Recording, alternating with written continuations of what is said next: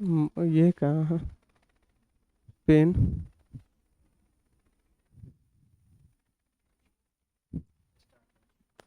Hello friends, स्वागत है आपके अपने एजुकेशनल चैनल पे। आज हम क्लास 10th के बायोलॉजी का जैव प्रक्रम देखेंगे। बायोलॉजी, पहले हम समझते हैं बायोलॉजी क्या होता है। पूरे बेसिक से चलते हैं क्लास 10th के लिए। पहले बायोलॉजी के बारे में समझ जाते हैं, यानी जीव विज्ञान। जीव विज्ञान के बारे में समझने का प्रयास करते हैं, क्या होता है जीव विज्ञान। जीव विज्ञान संबंधित कुछ बातें को जान लेंगे, फिर हम पहला चैप्टर क्लास 10th के जैव प्रक्रम को समझेंगे। तो बायोलॉजी, बायोलॉजी का अर्थ क्या होता है, तो समझते हैं बायोलॉजी दो शब्दों के मिलने से बना है। पहला बायो, यानी इसी को बायोस बोलते हैं, बायोस, और एक लॉजी यानी लोगोस। तो बायोस का मतलब हो जाता है सजीव, ठीक है, और लोगोस का मतलब हो जाता है अध्ययन करना, यानी सजीवों के बारे में अध्ययन करना बायोलॉजी यानी जीव विज्ञान कहलाता है। तो यहाँ दो शब्दों के मिलने से बना हुआ बायोलॉजी है, जीव विज्ञान है। तो इसका हम डिफिनीशन कह सकते हैं कि बायोलॉजी क्या है, तो हम कह सकते हैं विज्ञान की वह शाखा, विज्ञान विज्ञान की वह शाखा, विज्ञान की वह शाखा जिसके अंतर्गत जिसके अंतर्गत जिसके अंतर्गत सजीवों के बारे में अध्ययन करते हैं, सजीवों के बारे में अध्ययन करते हैं, सजीवों के बारे में अध्ययन करते हैं। सजीव बोले तो जितने भी दुनिया में सजीव है, जैसे पेड़ पौधे, जीव जंतु, ये सभी के बारे में हम बायोलॉजी में अध्ययन करेंगे। यानी जीव विज्ञान की वह शाखा जिसके अंतर्गत हम सजीवों के बारे में अध्ययन करेंगे, उसे हम बायोलॉजी कहेंगे, यानी जीव विज्ञान कहेंगे। बायोस का मतलब सजीव हो जाता है या फिर जीवन हो जाता है। तो यानी सजीव के अध्ययन करना, यहाँ पे स्पष्ट दिख रहा है कि सजीव के बारे में अध्ययन करना ही बायोलॉजी कहलाता है, जीव विज्ञान कहलाता है। यानी विज्ञान की वह शाखा जिसके अंतर्गत हम सजीवों के बारे में अध्ययन करते हैं, यानी लिविंग वस्तुओं के बारे में अध्ययन करते हैं। तो अभी से हम जो भी पढ़ेंगे क्लास 10th में बायोलॉजी में, खास करके इसमें हम क्या पढ़ेंगे, सजीवों के बारे में पढ़ेंगे। और सजीवों के बारे में पढ़ने के लिए हम या तो पेड़ पौधे के बारे में पढ़ेंगे, पेड़ पौधे के बारे में पढ़ेंगे, या फिर हम जीव जंतुओं के बारे में पढ़ेंगे, जीवों के बारे में पढ़ेंगे। ठीक है, पेड़ पौधे या जीवों के बारे में पढ़ेंगे। तो समझते हैं पेड़ पौधे के बारे में क्या पढ़ेंगे। पेड़ पौधे के बारे में यदि हम पढ़ेंगे तो इसको हम बोटनी कहेंगे, और जीवों के बारे में पढ़ेंगे तो जूलॉजी के अंतर्गत। एक बात और जान ले कि बायोलॉजी या जूलॉजी, बायोलॉजी या जूलॉजी के जनक कौन है। तो बायोलॉजी या जूलॉजी के जनक, बायोलॉजी या जूलॉजी के जनक अरस्तु है। कौन है? अरस्तु। तो अरस्तु को हम बायोलॉजी यानी जीव विज्ञान के जनक कहते हैं। वैसे ही बोटनी के जनक थियोफ्रेस्टस हैं। बाकी हमें क्लास 10th में इतना ज़्यादा नहीं जानना है, सिर्फ बायोलॉजी का डिफिनीशन और बायोलॉजी के पिता कौन है इसके बारे में समझ लेंगे। ठीक है, और बायोलॉजी के बारे में समझने के बाद हम पहला चैप्टर क्लास 10th का समझने का प्रयास करेंगे। पहला चैप्टर ही है जैव प्रक्रम। पहला चैप्टर है जैव प्रक्रम, जिसको हम बोलते हैं लाइफ प्रोसेस। लाइफ प्रोसेस यानी जैव प्रक्रम, लाइफ प्रोसेस क्या होता है। यानी कोई भी काम को करने के लिए एक प्रक्रम की आवश्यकता होती है, प्रोसेस की आवश्यकता होती है। यानी जीवों में जो प्रक्रम हो रहा है, मतलब प्रोसेस हो रहा है, उसको हम जैव प्रक्रम कहेंगे। या फिर एक डिफिनीशन के अनुसार हम बोल सकते हैं कि जैव प्रक्रम वे सारी क्रियाएं जिनके द्वारा जीवों का अनुरक्षण हो, यानी अनुरक्षण बोले तो मेंटेनेंस हो, अनुरक्षण हो, यानी जिसमें जीवों का अनुरक्षण हो, यानी सजीव होने के लिए कुछ कार्य होता है, प्रोसेस होता है, उस प्रोसेस को पूरा करें, ठीक है, मेंटेनेंस करें, उसी को हम लाइफ प्रोसेस बोलते हैं। इसका एग्जाम्पल देखते हैं लाइफ प्रोसेस का क्या होता है। तो लाइफ प्रोसेस का पहला एग्जाम्पल पोषण या श्वसन, परिवहन और उत्सर्जन। पोषण, श्वसन, परिवहन और उत्सर्जन क्या होता है, फिर समझते हैं। पोषण यानी हम ये सब जानते हैं, पोषण, परिवहन, श्वसन, उत्सर्जन, ये सब जितने भी जीव हैं ये सब में ये सारी प्रक्रियाएं होते रहते हैं। अगर ये सारी प्रक्रियाएं अगर नहीं होगा सजीवों में तो सजीव जीवित नहीं रह पाएगा। तो जीवित रहने के लिए पोषण की आवश्यकता होती है, श्वसन की आवश्यकता होती है, परिवहन की आवश्यकता होती है और उत्सर्जन की आवश्यकता होती है। फिर हम समझते हैं, जैसे ये क्लास 10th का पहला चैप्टर है लाइफ प्रोसेस यानी जैव प्रक्रम। हम एनसीईआरटी फॉलो करते हैं तो क्लास 10th के पहला चैप्टर हो जाता है लाइफ प्रोसेस। लेकिन अगर हम कोई अदर बुक जैसे भारती भवन का हो गया, आलोक का बुक हो गया, वो सब में जैव प्रक्रम के अंतर्गत 4 चैप्टर आ जाते हैं। एक पोषण, दूसरा श्वसन,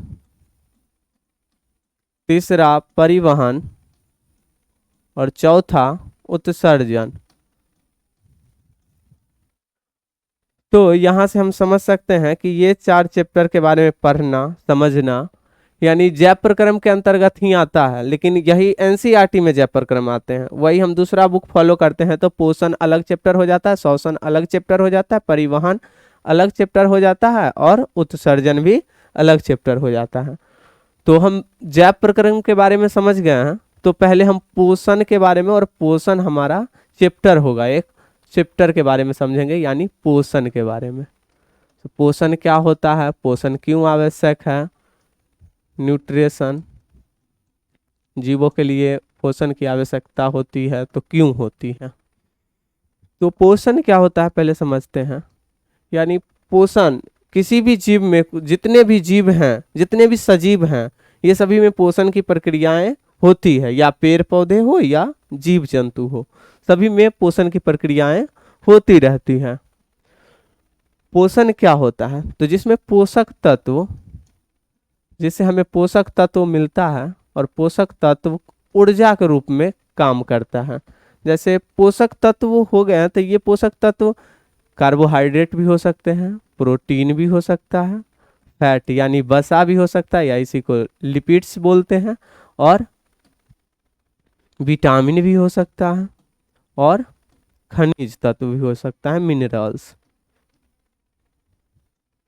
तो यहाँ पे कार्बोहाइड्रेट, प्रोटीन और फैट के बारे में देखते हैं। विटामिन से हमें एनर्जी नहीं मिलता है, लेकिन विटामिन जो है हमें रोगों से लड़ने का काम करता है। मिनरल्स भी एनर्जी नहीं देता, लेकिन हमारे शरीर में होना आवश्यक है, जैसे आयरन, कैल्शियम, ये सब होना आवश्यक है। तो ये पोषक तत्व के माध्यम से ही मिल पाता है, ठीक है। पोषक तत्व का उपयोग करके हमें एनर्जी मिलता है, जैसे कार्बोहाइड्रेट, प्रोटीन और फैट, ये तीनों से हमें क्या मिलेगा, एनर्जी मिलेगा। ऊर्जा, हम जानते हैं किसी भी काम करने के लिए, किसी भी काम को करने के लिए ऊर्जा की आवश्यकता होती है। बिना ऊर्जा के हम किसी काम को नहीं कर सकते या नहीं कर पाएंगे।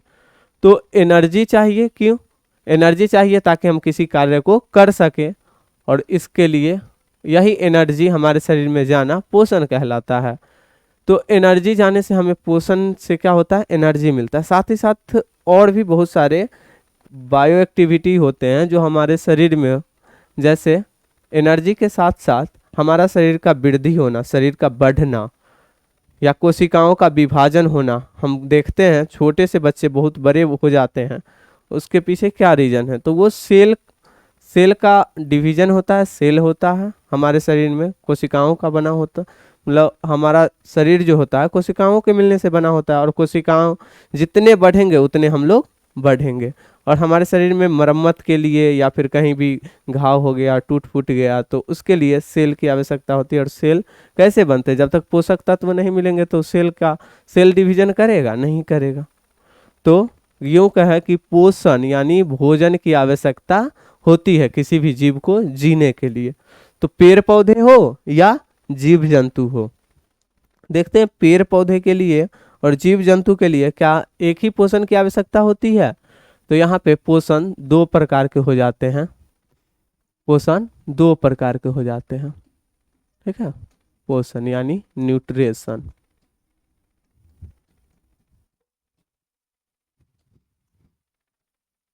पोषण जो होते हैं कितने प्रकार के होते हैं? दो प्रकार के होते हैं। कौन कौन? देखते हैं।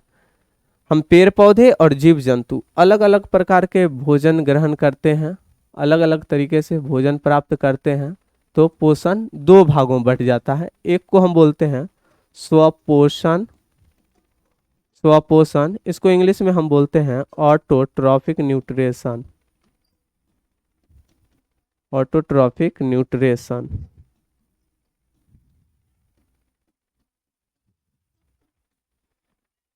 स्वपोषण को हम बोलते हैं ऑटोट्रॉफिक न्यूट्रिशन। वही दूसरा देखते हैं परपोषण, परपोषण, प्रपोषण जिसको हम बोलते हैं हेटरोट्रॉफिक,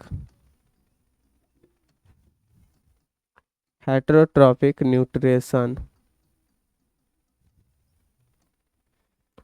स्वपोषण परपोषण, यहाँ पे पोषण दो प्रकार के हो जाते हैं।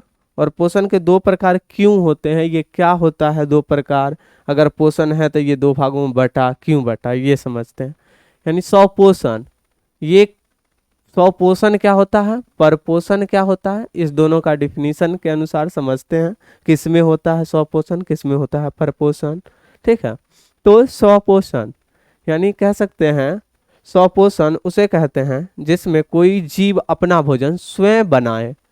कोई जीव जो है, जैसे यहाँ पे हम देख रहे हैं स्वपोषण है, स्वपोषण में क्या है, दो शब्द के मिलने से बना हुआ है, एक स्व और एक पोषण।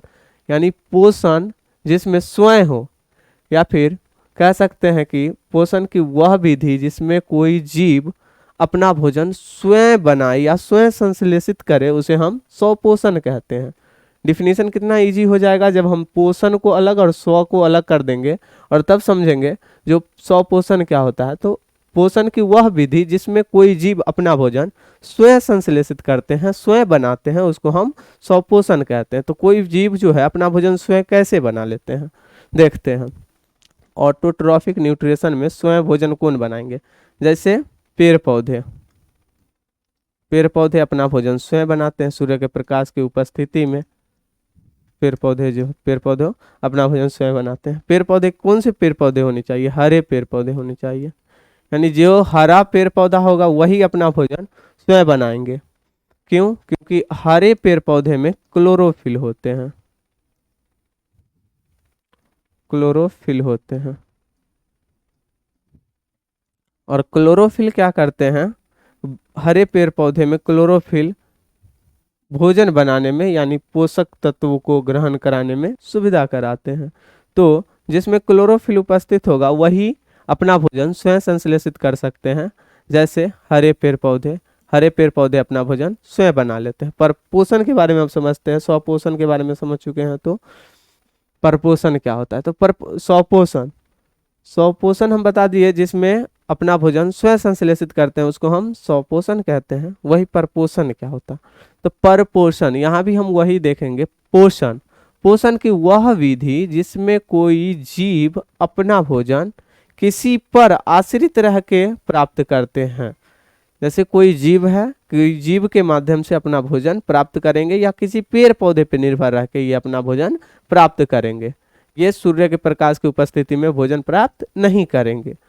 क्यों नहीं करेंगे? क्योंकि इसमें क्लोरोफिल वर्णक नहीं होते, और जिसमें क्लोरोफिल वर्णक नहीं होते वो अपना भोजन स्वयं संश्लेषित नहीं कर सकते हैं। तो देखते हैं परपोषण के बारे में। परपोषण के डिफिनीशन तो समझ ही गए होंगे। पोषण की वह विधि जिसमें कोई जीव अपना भोजन किसी अन्य जीव पर निर्भर रह के प्राप्त करते हैं उसे हम परपोषण कहते हैं। जैसे देखते हैं एग्जाम्पल में क्या होगा। एग्जाम्पल में परपोषण का एग्जाम्पल अमीबा हो जाएगा। अमीबा जो एक कोशिकीय जीव है। मानव हो जाएगा, कोई भी जीव जंतु हो जाएगा जैसे गाय, भैंस, कुत्ता, बिल्ली, बकरी, ये सभी जितने भी जानवर हैं ये सब हो जाएगा परपोषण, यानी इसमें परपोषण की प्रक्रियाएं होगी पोषण के लिए। ठीक है, तो समझ गया स्वपोषण और परपोषण। फिर यहाँ पे क्या हुआ, परपोषण जो हुआ 3 प्रकार के हो गए। परपोषण 3 प्रकार के हो गए, तीनों के बारे में जानना पड़ेगा। परपोषण के 3 प्रकार कौन कौन क्यों है, तो परपोषण के 3 प्रकार, पहला मृत जीवी पोषण। मृत जीवी पोषण पहला हो जाएगा मृत जीवी पोषण। दूसरा हो जाएगा परजीवी पोषण।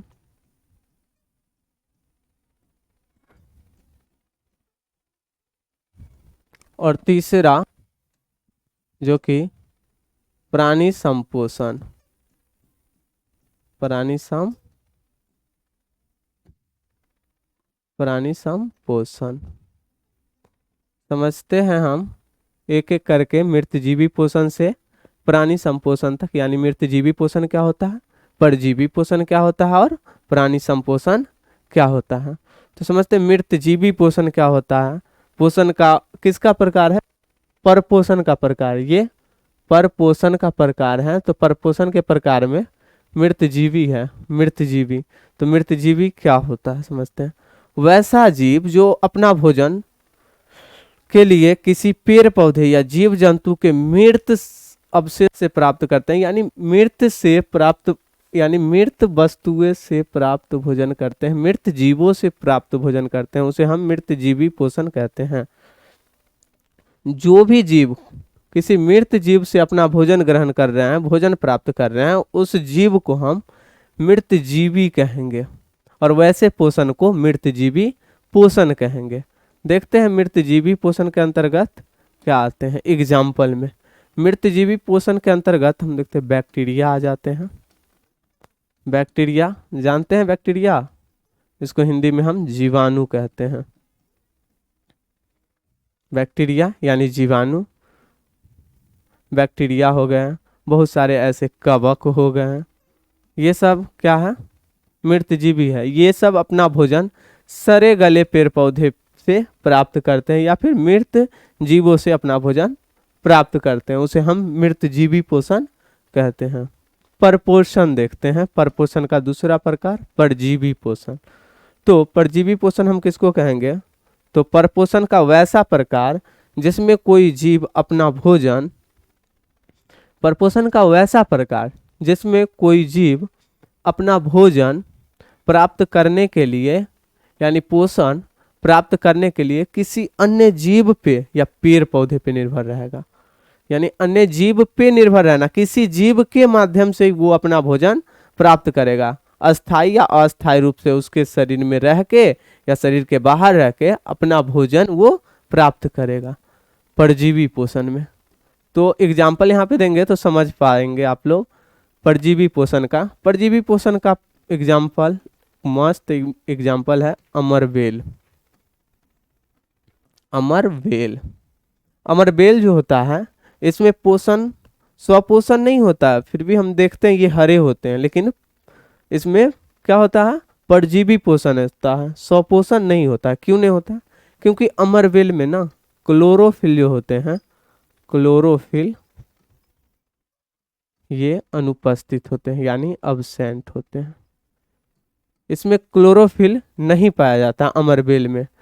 इसमें देखेंगे अमरबेल का कोई जड़ नहीं होता, ये लतरता किसी पेड़ पे हो जाता है। ठीक है, पेड़ पे इतना हो जाता है कि उस पेड़ से ये अपना भोजन प्राप्त करने लगता है, और वो पेड़ जिस पेड़ पे ये आश्रित रहता है अमरबेल, वो पेड़ कुछ दिन बाद सूख जाता है और अमरबेल फिर अपना भोजन तैयार करता।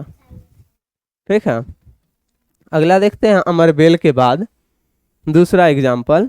यहाँ पे जो जू हो जाएगा, खटमल हो जाएगा।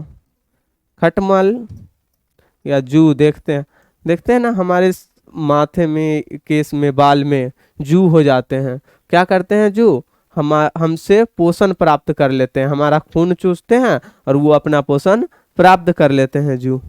तो जो भी अपना पोषण किसी अन्य जीव पे आश्रित रह के अस्थायी या अस्थायी रूप से रह के भोजन प्राप्त करेंगे उसको हम परजीवी पोषण कहेंगे। फिर देखते हैं हम प्राणी संपोषण के बारे में। तीसरा, प्राणी संपोषण क्या होता है या एग्जाम्पल क्या होता है। तो प्राणी संपोषण परपोषण का वैसा प्रकार जिसमें कोई जीव अपना भोजन ठोस या द्रव के रूप में भोजन ग्रहण करने की विधि द्वारा भोजन को ग्रहण करते हैं, उसको हम प्राणी संपोषण कहते हैं। इसे एक और नाम से जाना जाता है प्राणी समभोजी। ठीक है, तो प्राणी संपोषण के लिए कोई ठोस या द्रव के रूप में अपना भोजन प्राप्त करेंगे। जैसे यहाँ पे देखते हैं मानव, अमीवा या कोई जीव हो गया, जानवर हो गया, कोई भी जानवर, सभी जानवर क्या हो जाएंगे यहाँ पे? परपोषण के प्रकार हो जाएगा इसमें। ठीक है, तो परपोषण के अंतर्गत मानव आ जाएंगे, अमीबा आ जाएगा और जानवर हो जाएगा। अभी तक हम समझे बायोलॉजी का डिफिनेशन, बायोलॉजी के पिता कौन है, और फिर उसके बाद जैव प्रक्रम क्या होता है। जैव प्रक्रम के बाद हम समझे पोषण क्या होता है, पोषण कितने प्रकार के होते हैं। ये सारे प्रकार, टाइप्स समझ चुके हैं। फिर एक बार हम रिकॉल करा देते हैं, समझा देते हैं, फिर आप खुद से समझ जाएंगे। ठीक है, तो हम सबसे पहले बायोलॉजी के बारे में बता दिए थे, जीव विज्ञान क्या होता है। तो विज्ञान की वह शाखा जिसमें जीवधारियों के बारे में अध्ययन किया जाता है या पेड़ पौधे के बारे में अध्ययन किया जाता है, उसे हम सजीव कहते हैं। नहीं, पेड़ पौधे के बारे में अध्ययन किया जाता है उसे हम बायोलॉजी कहते हैं, यानी जीव विज्ञान कहते हैं। उसके बाद देखिए जीव विज्ञान दो प्रकार के होते हैं, एक जूलॉजी और एक बोटनी। तो बोटनी में पेड़ पौधे के बारे में अध्ययन करेंगे और जूलॉजी में जीवों के बारे में अध्ययन करेंगे। जीव विज्ञान और जंतु विज्ञान के पिता अरस्तु को कहा जाता है। किसको कहा जाता है? अरस्तु को। जीव विज्ञान के पिता अरस्तु को बोला जाता है। फिर हम क्लास 10th के पहला चैप्टर जैव प्रक्रम यानी लाइफ प्रोसेस के बारे में समझे थे। लाइफ प्रोसेस क्या होता है, जैव प्रक्रम से क्या समझते हैं।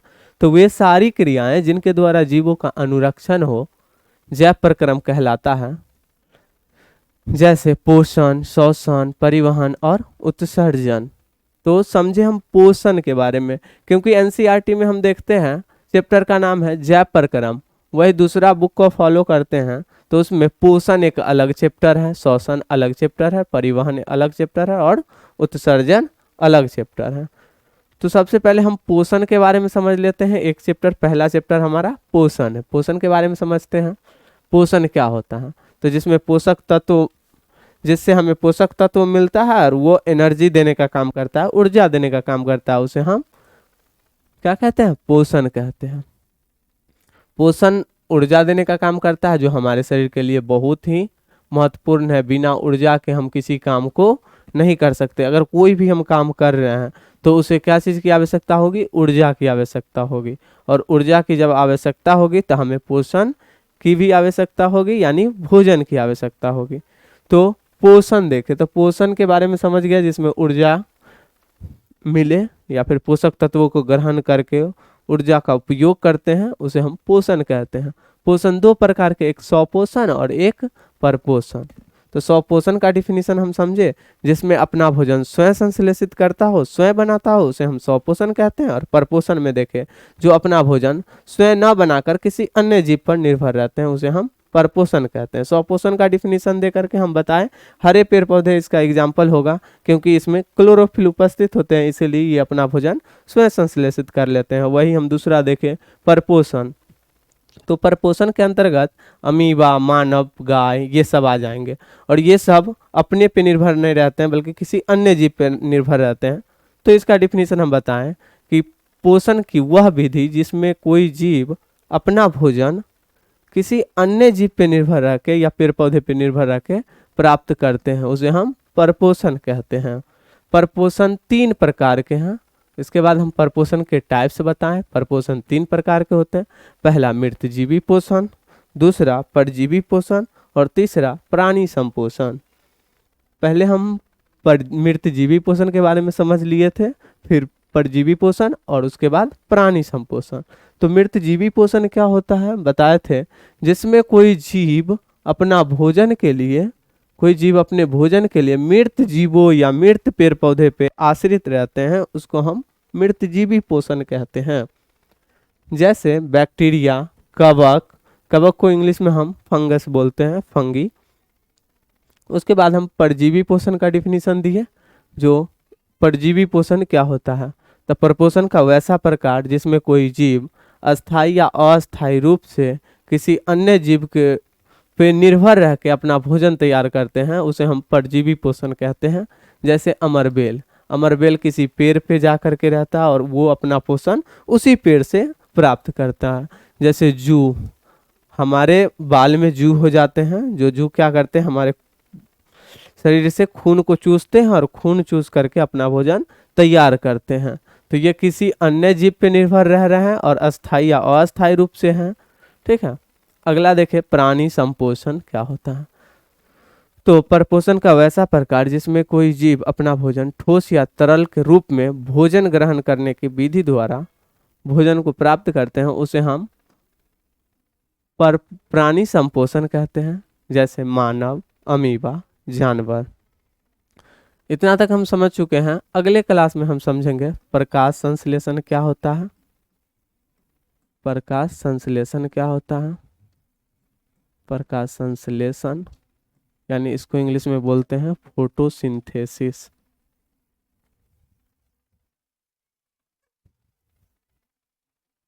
फोटोसिंथेसिस कहते हैं। ठीक है, प्रकाश संश्लेषण या फोटोसिंथेसिस कहते हैं। तो फोटोसिंथेसिस यानी पेड़ पौधों के बारे में, स्वपोषण के बारे में अगले क्लास में हम अच्छे से डिटेल से समझेंगे। पेड़ पौधे में भोजन कैसे बनता है, किस प्रकार से इसमें होता है पोषण की विधि। ठीक है, अभी इतना ही।